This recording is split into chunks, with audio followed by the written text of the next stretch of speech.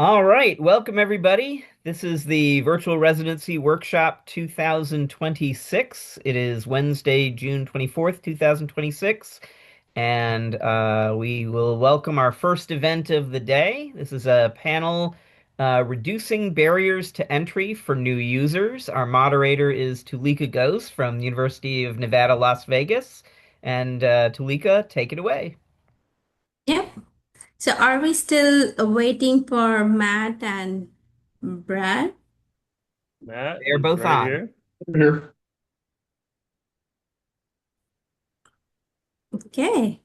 So good morning, everyone. I'm Tulika, and I'm the assistant director here for research computing at University of Nevada, Las Vegas. And this is a very timely topic for us as well, as we are building our capabilities within the central IT to start supporting research here at Las Vegas.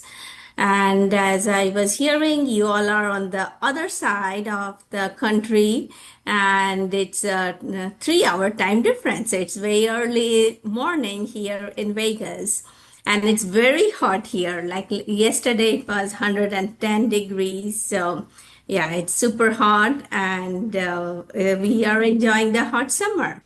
So we can start with the introduction, and today's panel is about reducing the barrier for new users, as we know that the technology is changing and it's changing for good, and research is trying to adapt all these new technology within the research workflow, but that comes with a lot of challenges and user efficient usage of these technologies. So we will get into all that.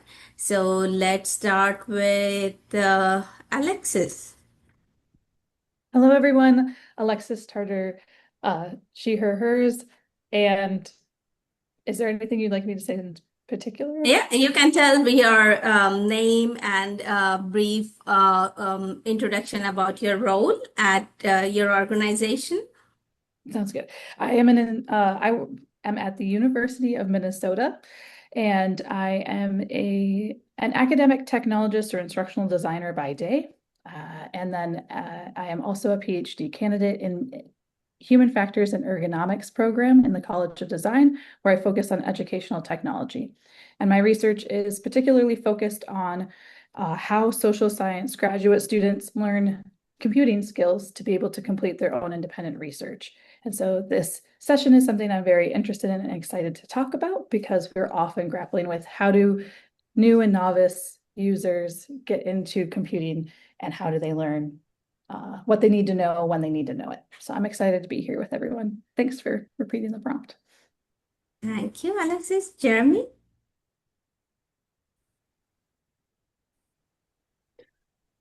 Good Jeremy? morning. I'm Jeremy Everett. I am the welcome wagon for our I'm the welcome wagon for our computer science department at Southwestern Oklahoma State University. And my responsibility is teaching computer science, the first three programming classes for our students. Wonderful. Stephen? Yep. My name's Stephen Hauser. I am the Senior Director for Academic Technology and Adjunct Lecturer in the Computer Science Department at Bowdoin College. And we've had we're a small liberal arts college, so not quite the big research university, but we have had a high performance compute system for a number of years locally on campus. And I work a lot in terms of trying to, one, keep that up to date. And we have a technical person who does most of that, but also onboarding new people as we get new students through. We don't have the long-term kind of graduate students that a lot of other places. So we've had to do a fair bit more work there in terms of onboarding students before they leave us. That's wonderful. Matt?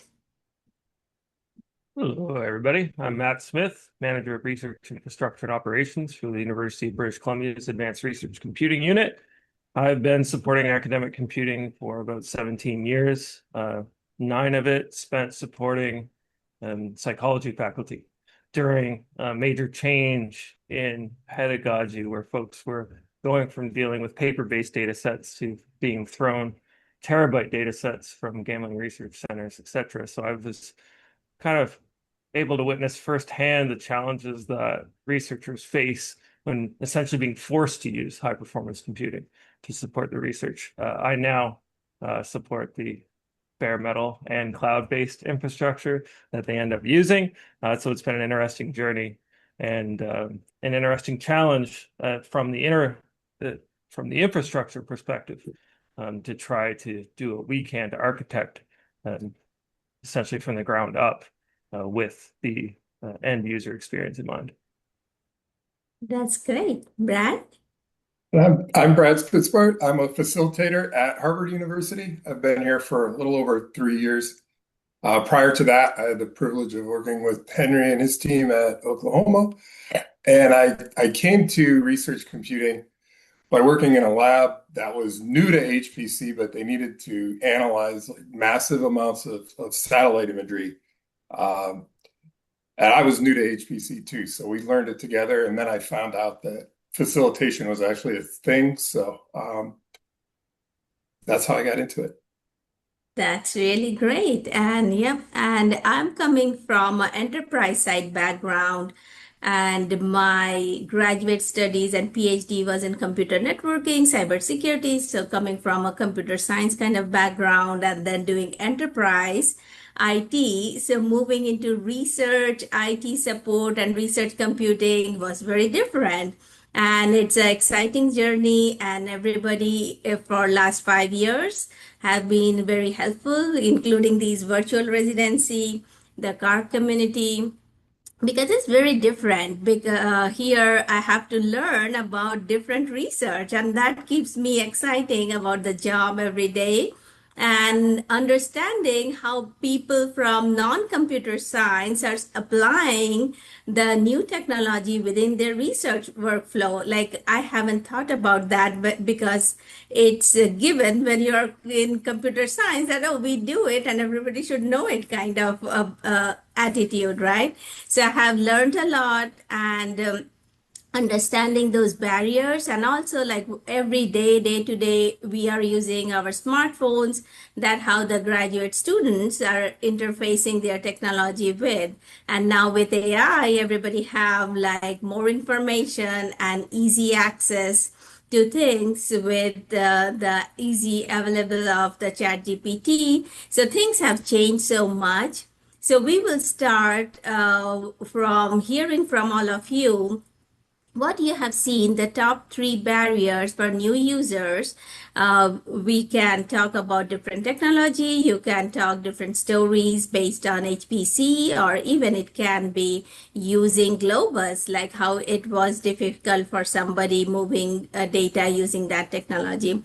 So let's start with Jeremy.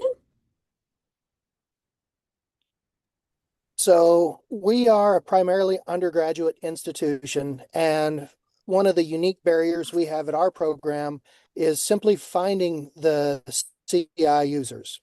And I know that might sound like an interesting problem for people that have a workflow that brings users to them. But one of the things that I've actually enjoyed is going out to the research fairs, going out, meeting other faculty, going out and talking with other classes, um, basically getting out there, getting in front of people and saying, hey, by the way, here's a resource. This is something you can get involved with. One of the best tools that I use to deal with that is I've just made a point to be good friends with the chairs of psychology, sociology, different areas that, language and literature, other non-traditional use cases, because the people in computer science, they know me, they're going to come and find me. I'm looking for the researchers that could benefit from, getting access to the National Research Platform or other resources like that. So just maintaining that relationship with the rest of the campus to, keep awareness up that there is a cyber infrastructure out there to support their research. So anyway, that's probably my number one barrier. Yeah, that's great. How about you, Alexis? You're coming from a different perspective and doing PhD, also giving you some more different exposure, how things are available for you. Yeah, that I actually had a lot that resonated with what you were saying, Jeremy. Uh, I ended up doing a study around how students in the social sciences are learning coding and programming currently. And we found three things that tended to be we phrased them as things that were helpful, but they can also be barriers when they're not there. So we found a lack of availability being a barrier, availability of resources, lack of obvious transferability for folks. So how difficulty in knowing how they can apply their information, and then isolation from others. The way that you talked about it, Jeremy, I think is a really good framing of it, that all three of those are difficulties in connection, either connections of the researcher to the resource that exists, connection of the student to the application or how they can actually apply that learning that they have, the connection to their research, and then also researchers to other people learning, students to other students who are doing the same thing. And so yeah, I would say those are the three things that we're really grappling with, as both a support office with my day job in the Liberal Arts Technology Innovation Services office, then also the research I've been doing as a student. Wow, that's really interesting. How about you, Brad?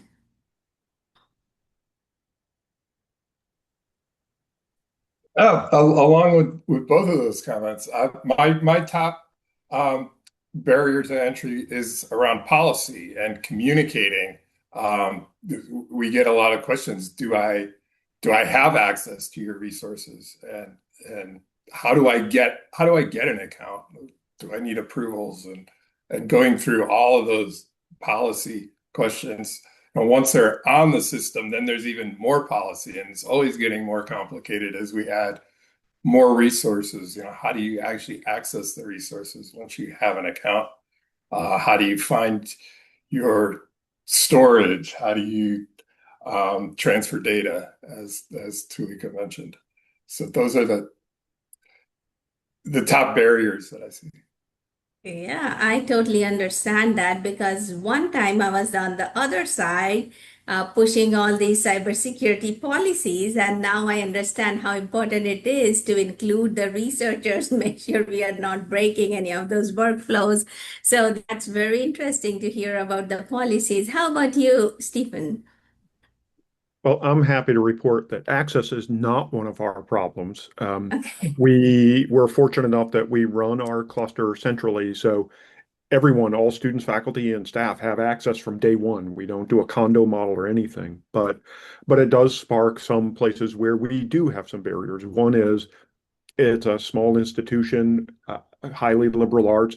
These folks are not necessarily computer savvy the way that most technical people are. So just getting them to the point of using a terminal and typing things in has been one of our biggest challenges once people discover us. The other challenge being the discovery, in that a lot of folks don't know what a high performance compute cluster can do for them, especially in the humanities, not knowing what their workflows could be, what they could be taking advantage of there.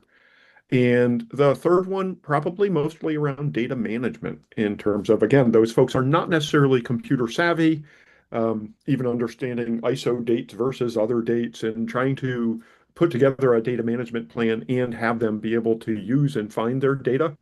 And we've not yet gone into a system like Globus, but we've been looking at it um, as a way for them to manage their data across systems, because most of the folks, their data management plan consists of buying another external hard drive and copying stuff to it and then losing it in their desk somewhere. So focusing people around just some of those core skills that I think a lot of us who have been doing this kind of work for a while take for granted. How to get in, submit a job, or even use open on demand to work with the system. So that sort of area of just user knowledge and skill has been our biggest barriers. Wonderful. How about you, Matt? Yeah, similar to Stephen, access isn't an issue at our institution. We have an institutional cluster that complements the access available through the national framework. We have something called the Digital Research Alliance up here, which is similar to like Exceed Access and the Sphere. However, to your point around Globus, that's is one of the challenges, that ecosystem, and being able to navigate end users or researchers through the various systems that they have access to and explain why, what purpose specific, what purpose each cluster serves essentially. With regards to barriers, I think Linux and the command line is probably number one. A lot of folks, certainly within the psychology department, are coming from a Mac environment or Windows. They're used to graphical environments, and we've addressed that. I heard Open On Demand being brought up, so I think the rise of science gateways is certainly starting to address some of that. Additionally, support documentation tends to be written by us technology practitioners and not with the researcher in mind. So it follows how we break down and abstract how our systems work, not how the end user ends up connecting with that information. I also struggle with the term user. It's only used outside of a systems context, primarily to refer to drugs. And I think it creates a little bit of a dichotomy between the folks, accessing our systems and the folks that build it to support it. We try to steer away from it as much as possible, going for the term end user or referring to them as researchers most of the time, to try to create that sense of community rather than a dichotomy between us and them. That's very nice. And I think that brings us to our next question. What were some of the ways that help you reduce the barriers? Like what solutions you or worked with your institution or department to solve some of these? I think our listeners will understand, and we all face very similar challenges. So it helps us to understand and maybe learn from you all. So maybe Alexis, do you want to go first? I know as you're doing research also, maybe you came up with some solutions as well. Yeah, I can go first. I'm actually very excited to hear the other panelists as well, who are working kind of in embedded roles within in this too. For us, I think we have a lot of things we are trying to do in terms of the availability and accessibility components. Our central team tries to get out to departments, make strong connections. People have already talked about that in their answers. We have regular office hours with departments that we know use our resources quite heavily. We are making materials, we're sending out newsletters. We're trying to get ourselves known and thought of when people think of where is their research computing help.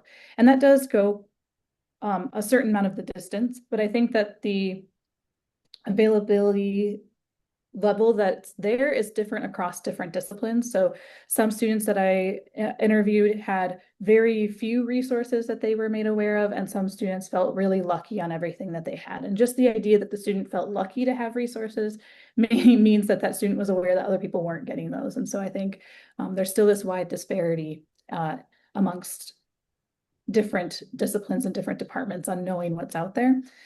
In terms of transferability, I think that's one area we're still working on. Students really, and researchers really want to see where their research question comes into the picture, how they can fix their particular problems. And yet, as a centralized office, we know that their problem can be solved in a similar way to someone else's problem. And we see those connections, but it's harder to make those connections when you're new and when you have a very particular problem that you're trying to solve in a very fast time frame. And then the isolation piece, how do we get people connected to each other? That's one we're working on too. So I actually ran a network improvement community study where we brought together undergrads, grads, staff, and instructors to ideate new solutions together, to map out the problem space and think about how we could do this better. And we are in the process of analyzing that data and publishing that work. We don't have those readily available yet, but we have a white paper that we created full of different ideas. We came up with like 30 different ideas as a group and ranked them based on impact and feasibility. So we're excited to be able to start with some ideas, things all the way from creating communities of practice, creating supplemental credit-bearing courses that help, creating skills assessment before you get into class, having like pair teachers doing in basic English assignments. There's a wide range of things that we thought of that might help with that transferability piece and that connection with other students in particular. That's very interesting. And I think I'm going to reach out to you for the white paper. And that's very interesting study. Matt, how about you? As Alex has brought up, like using the command line and some of that you were talking. So do you want to share some of the solutions that you guys came up to reduce some of the barriers? Yeah, 100%. Open on demand has been a huge piece for us. Once we launched it, we saw about half of our researchers that had access to the system migrate to it. So clearly that was a need. We've thrown a lot of support behind our open on demand implementation and have custom built certain applications, et cetera, to run on it. We've also set up a software request pipeline separate from the support line. So it's a simple form on our website where folks can request certain software set up for them. And as part of that, that piece of work actually goes to a specific project team that have a pipeline they follow that includes end user documentation creation, meeting with the end user that requested it, as well as training the frontline support folks, like on our service desk, on tips and tricks when certain requests come in. We've also just started the process of revamping our documentation to address the aforementioned issue with how it's designed. And we found this useful framework called diataxis that's grounded in peer-reviewed research that offers a way to lay out your documentation so that it's followed naturally. We had it was a COGS, a cognitive systems student, work with us through a directed studies project last term, where they ran a UX study on us as a platform on advanced research computing. It was really interesting, but they found the takeaway that was perhaps the most troubling for us is it found that our community did not like our documentation, and that folks were simply using Google, Stack Overflow, chatbots, etc. And that was creating, I think, more discomfort with the system than the discomfort the documentation is creating, because you have folks, following steps that they think are reliable, and it's not leading to fruition. So we're under a bit of pressure right now to revamp our approach to documentation to address that. That's great. Yeah, documentation is always a challenge everywhere I worked, and it's very hard to keep up. And maybe we can learn from you how you are working to revamp that and keeping up with that. How about you, Stephen? So this was one topic that I intended to do more listening than talking because I've sort of categorized it into three lumps. Our failures, our medium successes, and our good successes for these ways. We have for a long time offered office hours, but nobody ever shows up. Same with large workshops. It's nice to have them on the calendar, but it seems that at least at our campus, people prefer the one-on-one. We've got a ticketing system. People don't like entering tickets. I mean, I think we within IT maybe like entering tickets, but our clients and users, they would rather just send us an email or call us. We've gone and made a bunch of knowledge base and support articles, but as Matt said, people just Google it. They're going to Google it long before they're going to come to our particular page to look at our particular thing. Hopefully, maybe Google picks it up, but it just really hasn't been super successful for us. So things that sort of medium work, we queued up and did a start of semester or start of summer workshop geared towards our students who are engaging in summer work, an intro to the high performance computing. And that had good uptake and there were really good questions and that sort of targeted to them at the right time worked, which was amazingly different than many of the other mass sort of workshops that we've done for other things. So I rate that one as medium success. A good success, lots of one-on-one consultations. Researchers coming in with their specific problem, talking through how do they adapt, how do they do things. We're not primarily a research institution, so we have a lot of interactivity in classrooms and in the labs. And having people go and take over a class meeting to go through the steps with the students. We've had good success with that as well. Or go in to their lab at the beginning of a new crop of students and sort of work with them directly. And now the last one, sort of I don't know, I'm not going to call it pseudo advertising for the NSF, but the CC Star grants. We recently, in late 2024, I guess, so throughout 2025, we were working on a CC Star grant for building a cyber infrastructure plan.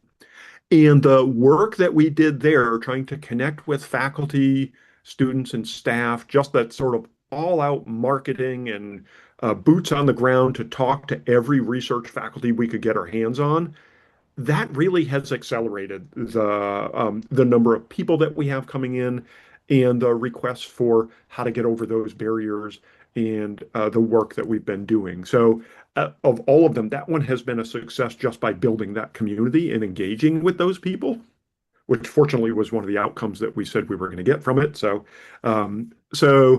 again, some failures, medium success, and some good successes.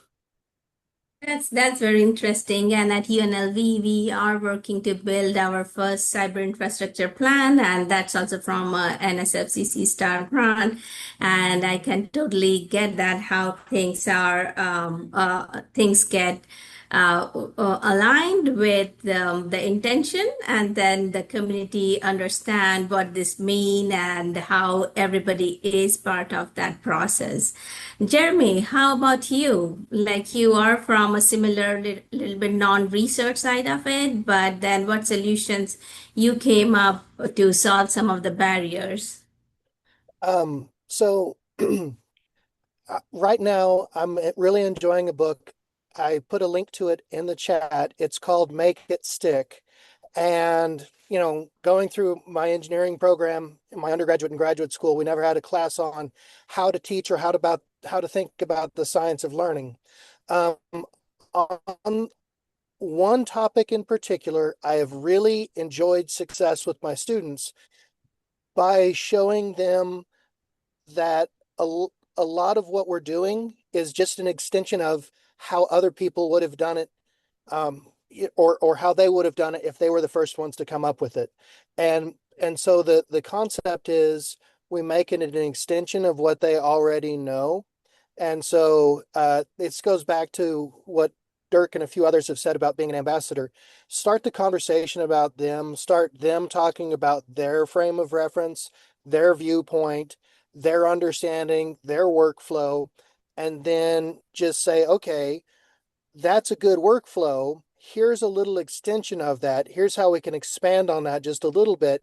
And then it makes it feel less like they're going, diving off the deep end into the command line of death, and more like they're, just taking their current process and being like, okay, well, we're going to draw them. We're going to sketch this map, but we're going to sketch it from a different angle. And I am very fortunate that I get to see my students, 2, 3, 4 years in a row. And so I get to see them, hold their hand, and I get to see them go from, okay, the terminal is a dirty place where, ideas and hopes go to die. And then by the time they're getting ready to graduate, they're like, why would I use anything but the terminal? This just feels like home now. And so it's one of those things. The sooner that it feels more personal, more connected to what they already know, the less encumbered they feel by the transition. Um, so anyway, that was something that we've definitely seen some luck with. That's very interesting. And I copied the link that you shared. That's very interesting as we are building this new program here. I think there for sure I can learn something from that as well. Brad, how about you? You worked in different organizations and working as a facilitator, and you can share some stories like what solutions you think, and because this is very different research perspective or research groups you're serving in the different institution. So share some of your experience. Absolutely. And it's so interesting to hear from everybody else who are just starting up programs and just figuring out how to design their services.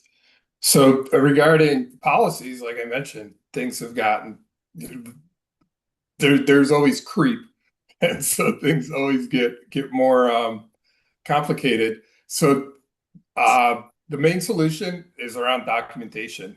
We have to have clear instructions on who has access, how to request an account. Um, for example, my group supports, say, the business school. Um, and of course, Harvard is complicated, spread out among schools anyway. So we'll support the business school, but not the medical school because they have their own cluster. So when users come to us from the medical school and want to get an account, we have to point them to the medical school. And that involves communication with all of the schools. We sometimes have to go out and ask, does this professor or this faculty member, you know, have access to our cluster? Who's paying for it? It comes down to who's paying for it, basically. So we try to lay that out as clearly as possible in the documentation, and then also automate things as much as possible.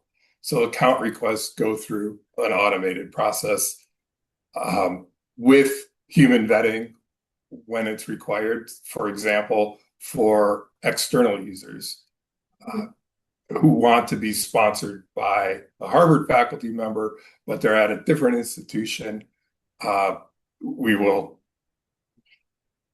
the faculty member approves them, and then we'll do an extra vetting just to make sure that we have all of their contact information and things like that. We also have a secure enclave, so we have automated processes to request space on the secure enclave that will check that all of the documentation is in place, as far as DUAs or IRB agreements, and to make sure that we can set up storage for them to do file transfers, and that the data is stored following all of the rules that they've agreed to in their secure agreements. Along with documentation, I wanted to mention, in creating that, we always keep in mind on accessibility and inclusion, so that new users coming in, are not lost. So we're revamping some of our documentation to make sure that screen readers can read it, and colors are right. And the amazing thing about doing that is that it just improves all of the documentation for everybody and makes it so much clearer. The layouts are much nicer. So that's been a huge bonus that breaks down some of the barriers, having that clear documentation that's accessible to everyone. Yeah, that's really, yeah, documentation. I think a few of you mentioned it looks like is one of the solutions that we do. And I think that brings into our next question. And I will start with Stephen as he broke down the solution as a failure, also one. It's something like you guys came up with a solution or and you figured out that solution created more problems for the researchers than helping them or reducing the barrier. Stephen, would you like to share, as you had already categorized things into three categories and one of them was failure, so any of the solutions that you can think of or any story you would like to share with us that where it was meant to solve or reduce the barrier, but in turn, it created more challenges. Uh, yeah, and I don't want to bash on local documentation because it certainly feels like it's the right thing to do. But we went through, we created videos, we created knowledge-based articles. The videos were captioned, they had the same text that the knowledge base. I mean, we did all the right things, but ultimately we just found people were not going there. They were not looking at those. They were just, popping into Google to try to find the answers for what they wanted. And it we long suspected these were the problems that we were having. And we took a bit of time, and again, going back to the work that we did with building a cyber infrastructure plan, that really helped us dig in with the faculty. And we also interviewed students who were using the resources, and they told us even our faculty don't know what they're doing. They're sort of struggling as well. So it was just that. Fortunately, we're a smaller institution, but we have about 300 faculty. I mean, you can almost go talk to all of them at one point or another. So that really helped us sort of get there in terms of finding out what those were, and yeah, a mission of self-discovery, I guess you would call it. That's very interesting to learn. How about you, Brad? You mentioned documentation as well. Do you want to share any experience or anything that you remember that was meant to reduce the barrier, but in turn created more challenges?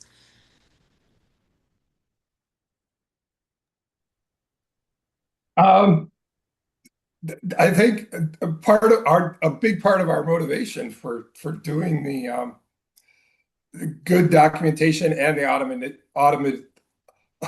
automation is to take workload off of us, right? When Yeah. we need to get people accounts and make sure they're in the right groups with the access to what they need, if that's hands-on, uh, that's a lot of work that people need to do that they don't really need to do. And also, it's inconsistent, right? It depends on who gets your ticket or who's working on it, what kind of day they're having, maybe. You hate to say it, but sometimes that can come into play. So um, the the automating things helps out a lot to do that. As far as made things more difficult, so there is a learning curve then for researchers to use those systems when Mhm. they want to just they're used to sending in a ticket rather than uh, using the forms that we've created. We've tried to move a lot of things to cold front so that researchers can request their storage there, they can manage their users there. Um, but most of them are used to sending in a ticket or being able to talk to somebody. Will you do this for me?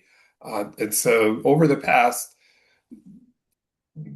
year or 2 years, we've gently pushed people to let them know you can do this yourself. Please use the automated system. But we're always happy, to help people one-on-one as well. So you have to keep that balance.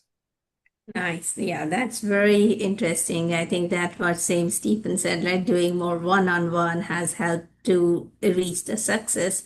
How about you, Brad? You are in the facilitator role. So, have you seen something that was designed to reduce the barrier but created more challenges? That was just me. Did I Oh, speak right. over somebody else? Sorry. Sorry, Matt. Yo. Um, it's interesting to think about. I think once we started understanding where the challenges are and focused on the need of our research community, that's where we started finding success. Perhaps in terms of a mistake, I think expecting training to be the solution and the solution alone was perhaps the largest historic mistake that was made. One of the pieces that I admire with the National Lab model is you have folks like Argonne, Lawrence Livermore, Idaho National Labs, and each of those labs, HPC environment, is vertically aligned, meaning that it was built from the ground up in terms of both how the system's designed, how the support was designed, and the general culture of those labs to support that specific research area. And I've heard from researchers that have gone from Argonne to Sandia to Lawrence Livermore, et cetera, and the learning curve's huge. Not because it's still HPC, but the culture, the software, the way the environment's designed really does cater to specific research areas. And that's what we found in our university. Our entire HPC ecosystem was built around the physical sciences, largely split between chemistry and physics. And the researchers themselves that were using the system had the same ideology as the systems professionals that were historically supporting it, which is that there was a right way to use the system. And it was all about corralling the researchers into using it the right way, rather than meeting the researchers where they're at. So we've taken that vertical alignment concept and realized that we need to build a system from the ground up, our culture, our support for general use. We have a large community within the arts that need to access our systems, and they should receive the same level of support as those that have historic grounding in using HPC. So that's been part of how we've addressed those historic mistakes, which is, treating the research community as you have to do it the right way based on how things have always been done, rather than kind of reimagine how we deliver those services. Yeah, that's very interesting to learn. How about you, Jeremy? So I've got several thoughts that are running around together. In the chat, Rachel had actually asked a very interesting question about outreach. And one of the things that I did at my campus, thinking that this was going to help lower the barrier for people to get started with research computing, was I have definitely invested heavily in the last decade in just trying to set up on-premise systems and set something up on our campus to give our user base. And the reason why I would say that hasn't worked as effectively, it has worked great for a small number of people, but I find that systems like the National Research Platform, the Access program that also provides, resources like Pittsburgh Supercomputing Center, there's a lot of other venues that are available, a lot of other systems. Some of them work for HIPAA data or something like that. In taking my time to build the local systems, although I've had a lot of fun and a lot of success with my own students, I do realize that that has been at the expense of my ability to go out and maintain some of those relationships with the other researchers that don't necessarily need what we have on our campus, but absolutely could be taking advantage of what is elsewhere. But yeah, I also did want to call attention to Rachel's conversation in the chat, because that whole ongoing struggle of,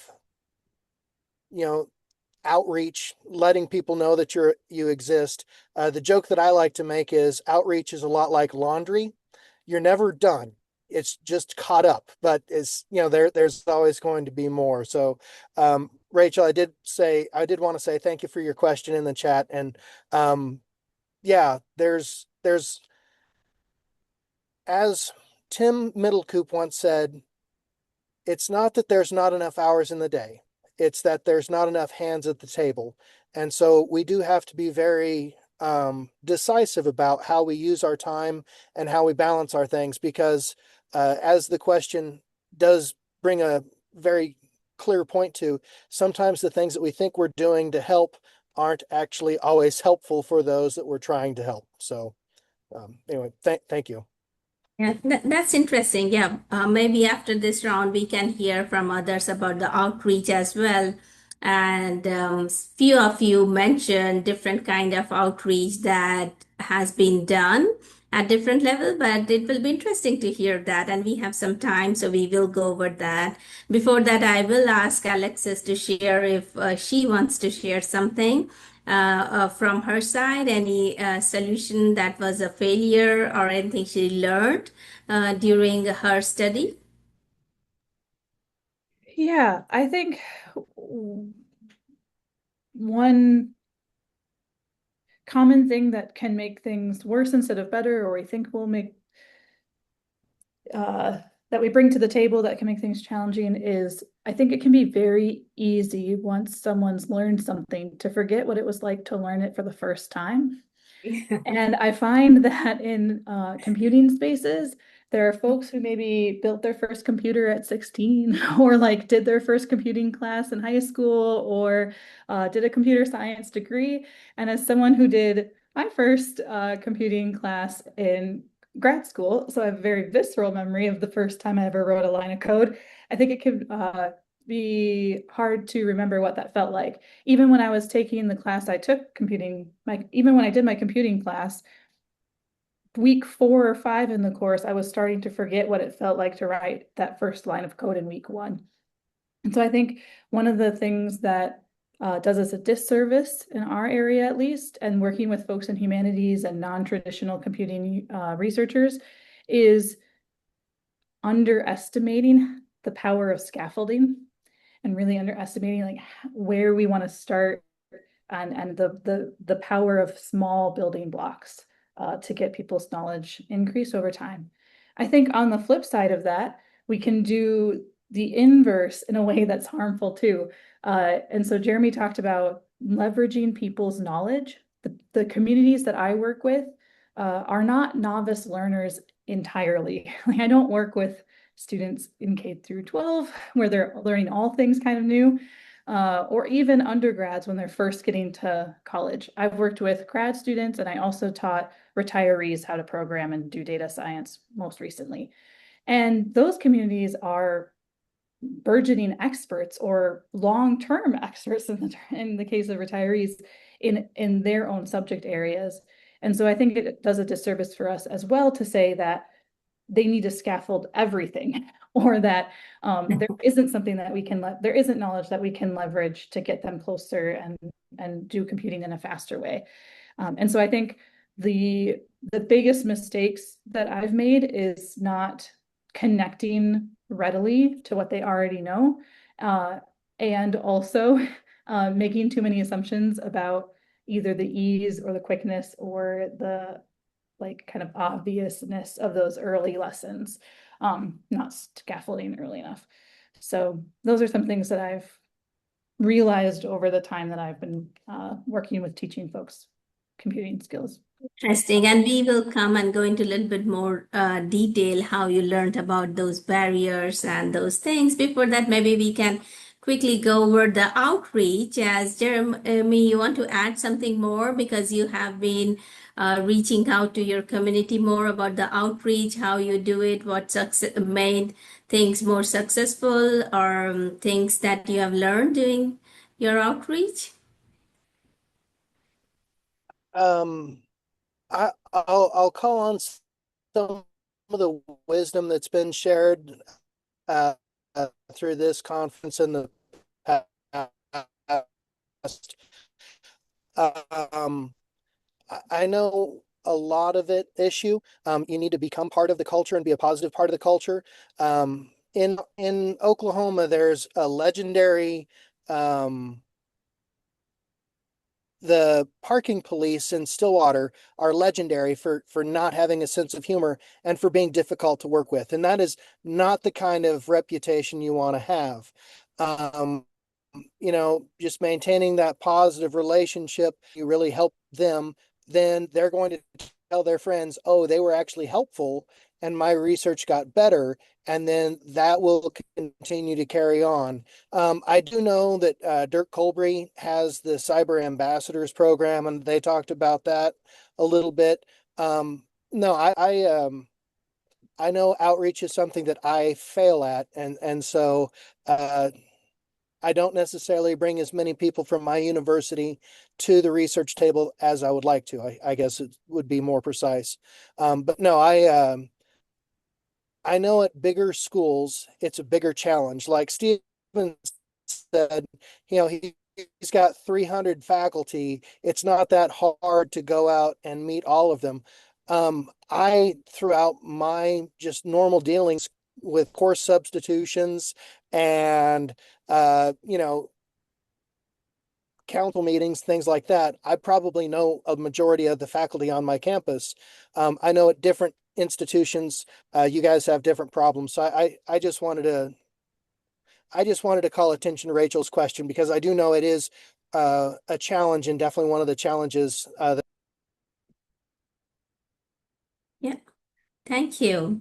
Stephen, do you want to add, as you said, like you had like office hours, workshop, nobody showed up, and we are trying to do some of those and experiencing the similar, like we held workshops and only very few people, they signed up, but I don't know, maybe the faculty forgot or something. Not many people showed up. So do you want to share some of the outreach and that worked, or what were the challenges? So some of the challenges I think that we run across even when we go out and do one-on-one consultations is just the technical language barriers. And people have hinted at this. We've done this, or at least I've done this for a long time or a while, and not realizing what it was like to be that new person again when somebody's trying to explain even just a file system and where you put things and oh, you're going to put this one in mount research your username and they take things literally because they don't, they've got so many new words and terms thrown at them. We seem to name software with the most bizarre names ever. Sometimes they know it by the software name or somebody else told them about it. So there's a lot of work to overcome our own assumptions about what they know, as well as their assumptions about what we know. The analogy that I always like to use are people at our service desk are very much Apple advocates, and they watch the Worldwide Developer Conference and the new announcements about the new iPad with the new processor. And somehow we get in this expectation that everybody else has watched that too. Uh, Historians don't care about the new Apple processor. They're, they're watching different news feeds than us with a lot different relationship to the technology world. And having us hopefully translate what they're doing and try to understand and learn about what they're doing and connect it without some of the technical mumbo jumbo to the things that we're doing and to think deeply about their processes and how they can be fixed. And sometimes we botch it, sometimes we get it right. But I think that barrier really long-winded way of saying the language we use. Any outreach thing, Brad, you want to share?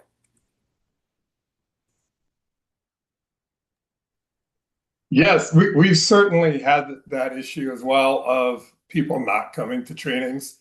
Um, so about a year ago, we switched a little bit.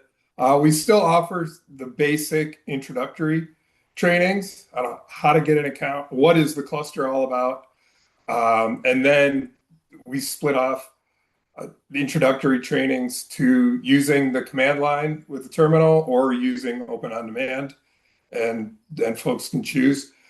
We don't typically offer the more advanced trainings that we had in the past on a regular basis. We have all those materials available on our website, but we've also made an effort to reach out to the schools and the labs to ask them what they want. And we're moving back to doing more in-person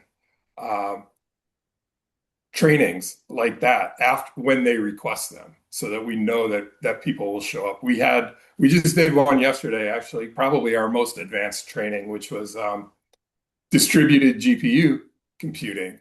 And so we created a registration page probably 2 months ago. And within a week, we had 60 registrants. So we had to change rooms. We were worried that we'd have to split it into 2 sessions and everything. So it was a great problem to have. We've done other ones with the School of Public Health, who have requested us to come to do the introductory trainings. So that's worked pretty well for us, doing the trainings on request while still offering the very basic ones online. We might get 2 people sometimes, but we've had 10. So it's usually somewhere in between there. But working with the labs, we also have been thinking about what are other mediums that people want to receive the training.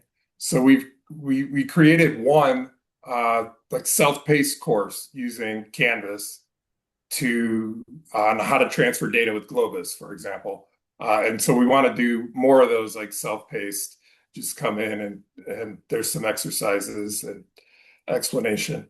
Um, so we were trying to figure out what type of training people prefer because it doesn't Nice. seem to be, Zoom at a specific time is not working too well anymore, as you've all found. Yeah. Alexis, how about you? Were you part of any outreach or participated or did any study related to outreach? Great question. I work closely with the team that is the research computing service team in my unit. And so one of the things that I had mentioned to Rachel in the chat was our office really tries to do a couple of things when we're doing outreach.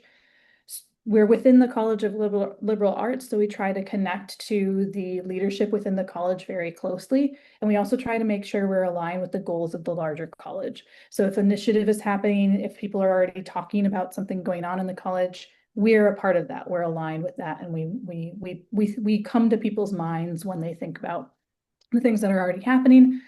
So that's one of them. We also do a lot of referencing or referrals within our unit. So we are kind of like the tech support for the college.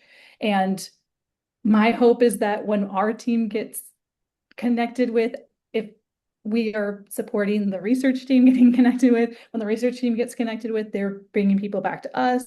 We have an innovation side. So we want a lot of cohesion within our own group so that when people connect with us, they know they're going to find the right person for the question, even if they ask the person who doesn't actually own that question in the team. So a lot of cohesion has been really great.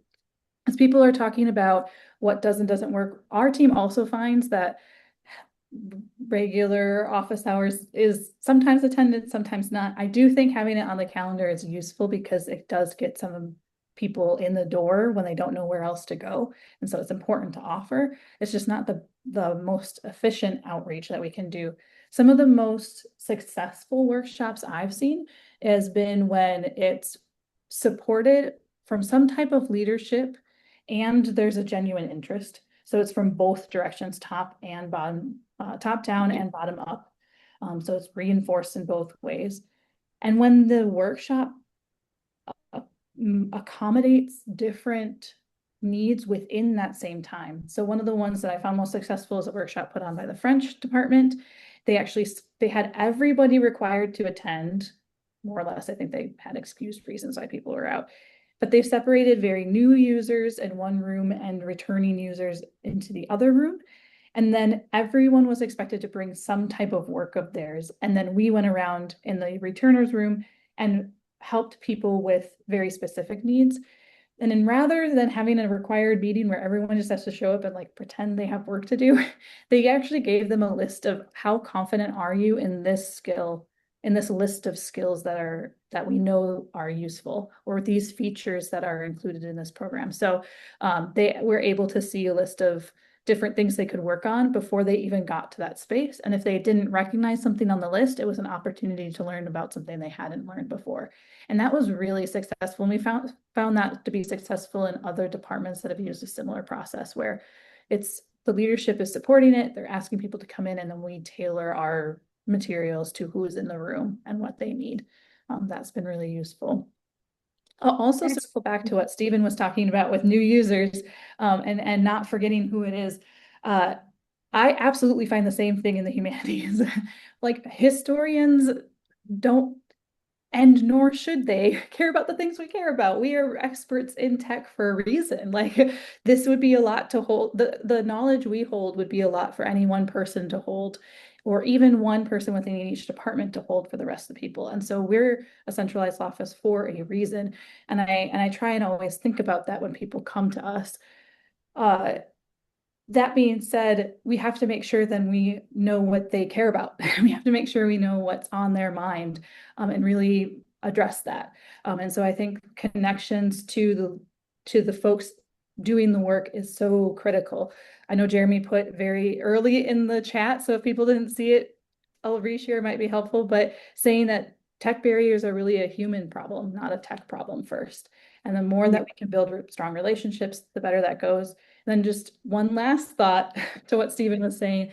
Not only are people have different tech skills, so like I've worked with folks who are in humanities, who maybe have been doing their research for a long time, but don't know the tech updates, and things shift so fast, especially in the age of AI, that people can be very unaware of the different changes. But also newer students may not be the tech experts we expect in a tech native world. So students, file names, for instance, how you sort through things, they might not know that as well as we think someone who's always on their phone might expect.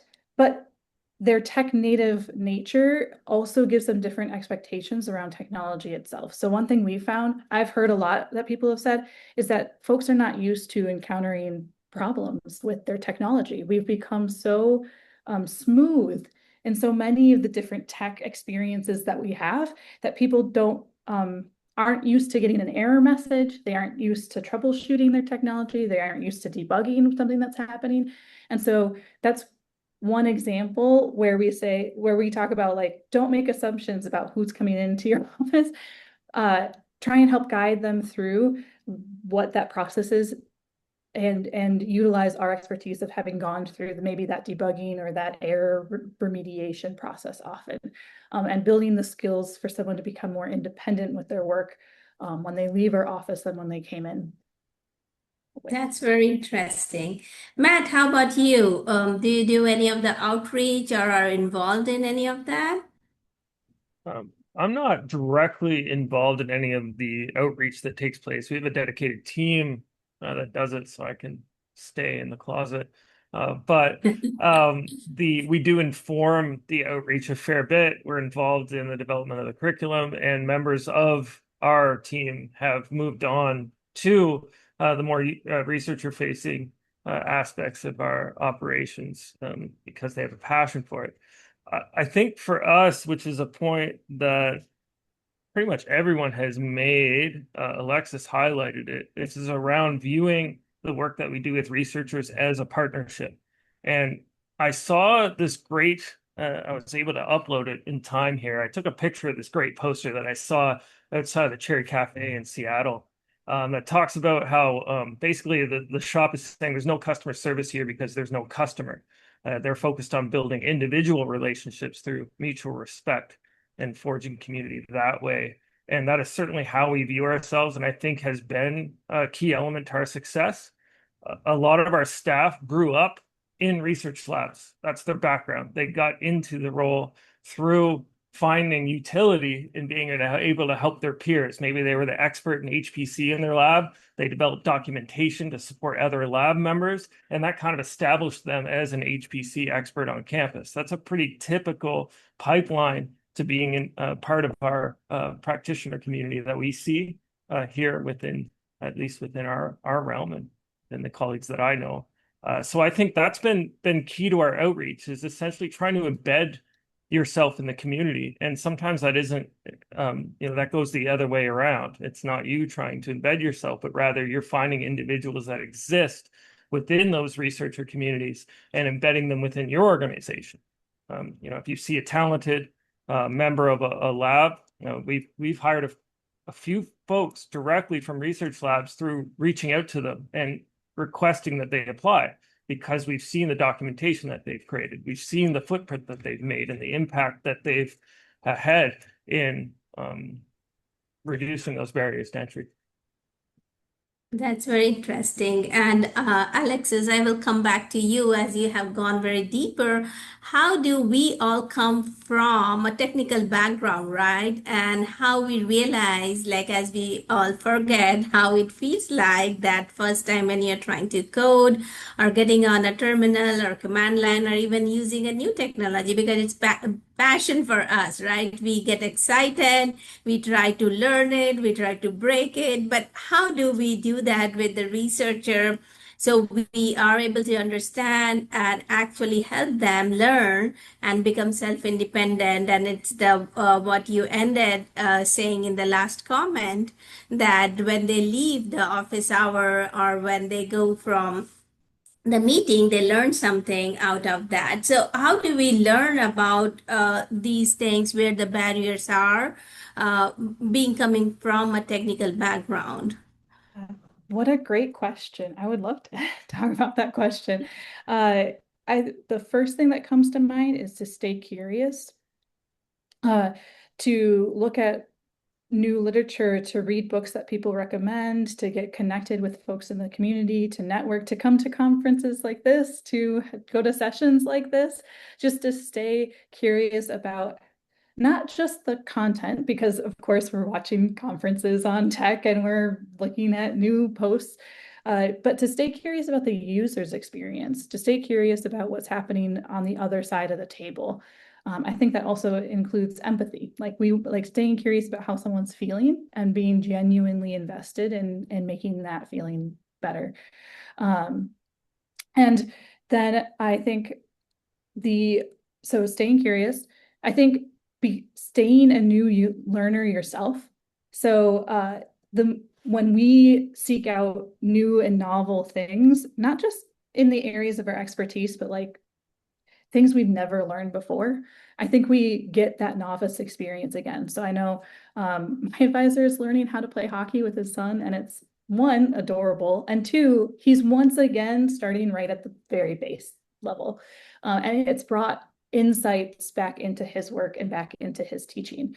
And so I think being not just curious about who's across the table, but also staying curious about how learning happens in general. So I think that those would be two. And then the third is when I go into consultations, my perspective is that I eventually want to coach someone out of needing me. And sometimes that means that it takes longer in the moment, or it means we take a longer trajectory to get to our goal as a team or as a unit. With the digital accessibility standards coming out, there's a strong push to, or a strong compulsion to fix it, to do the work, to get in there, to change it. And for some areas, that's the right move, that's the right strategy, is to do it for someone. But when I go into a consultation, I often am trying to have someone learn for themselves. And so if that's taking a little bit slower pace, if that's guiding while they move through the process and I'm just watching them and helping them through it, if it's like people have talked about, creating great documentation that I can lean on, that they can do, or creating documentation in the moment about their specific problem, or waiting until they've written their own documentation, letting them have time to write notes, to annotate what we've done, to give them a recording of what we did. I think that in the end, not only serves the researcher and the end user better, but actually makes our work easier over time. That's interesting. Jeremy, do you want to share something? As you shared that book, that's something you think like coming from a technical background, how do we understand where the researcher is and move from there to reduce the barrier? So I will admit I was a little distracted by the chat, but I think it was Stephen that shared the how professors think. This also goes something Alexis was talking about, and I think Matthew had also commented that getting the researcher to talk, getting them to open up, getting excited about their research, like Alexis said, stay curious about their research. You're building that relationship, and you're right. We do want to, nurture their capability so they don't depend on us, but we also want to maintain that relationship because now in the future they'll be like, oh yeah, and by the way, Alexis was really helpful getting me started with this. And when the new person comes in, they're like, oh, you have to meet Alexis. They're absolutely the best. They're going to help you. And so part of making professors like you is you have to make the professor feel a little bit smart and interesting. And if you don't treat their research with respect and curiosity, professors are like velociraptors. disruptors. They'll go hunt somewhere that they feel like they can find a meal. And so, you know, one of the reasons why people that work with technology swear so much, especially when you're in a support position, is we signed up to work with technology because we enjoy technology, people not so much. And a lot of the times we end up spending time helping people that are bad with technology. So, F-bombs happen. But no, I do love what Stephen was calling attention to. Professors, especially, think differently. Graduate students think differently, and they're worried about the deadline that's going to chop their head off.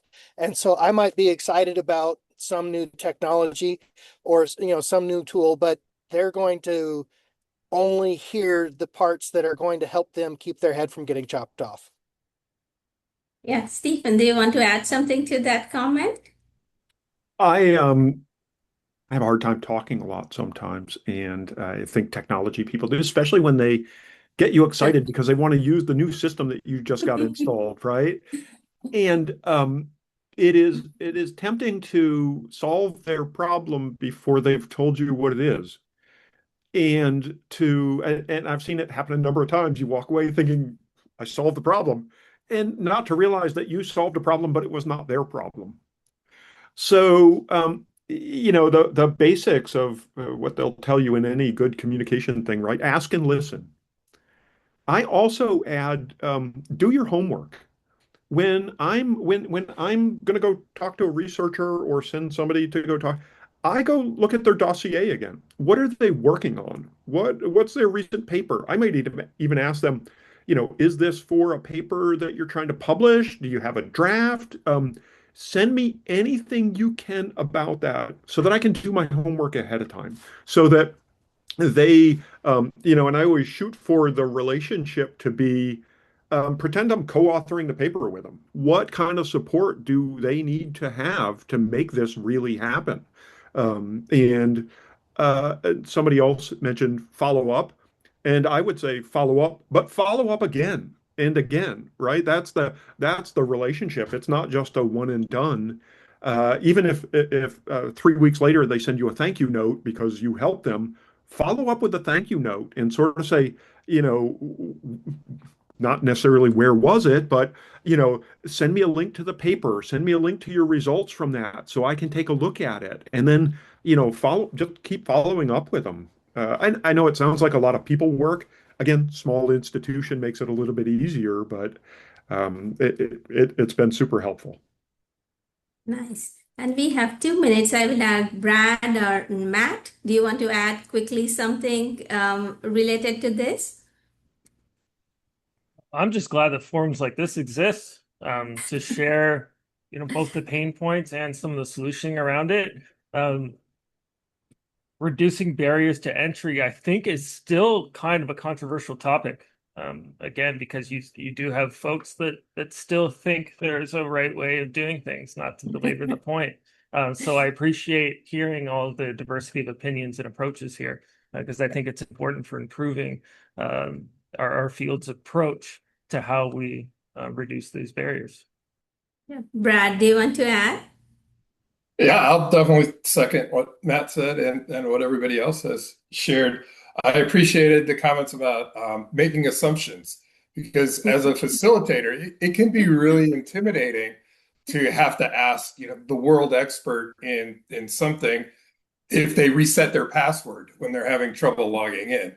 But they've gone through that frustration and they're very appreciative that it's a simple answer. So they need to be able, we need to make them comfortable to come to us with their problem rather than just growing that frustration.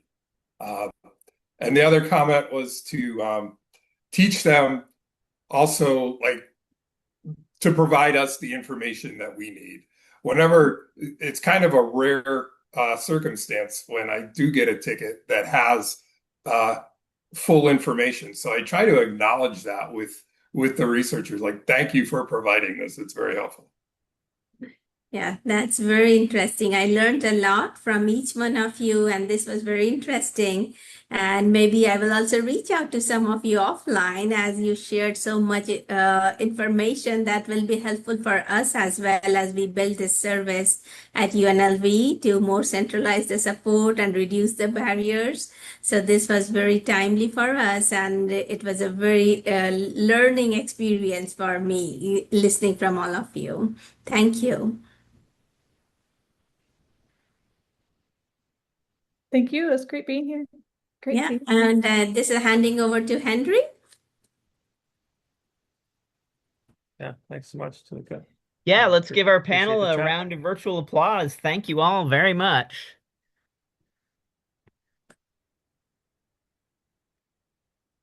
Those virtual applause are fun. I like them. And I'm gonna shut off the recording.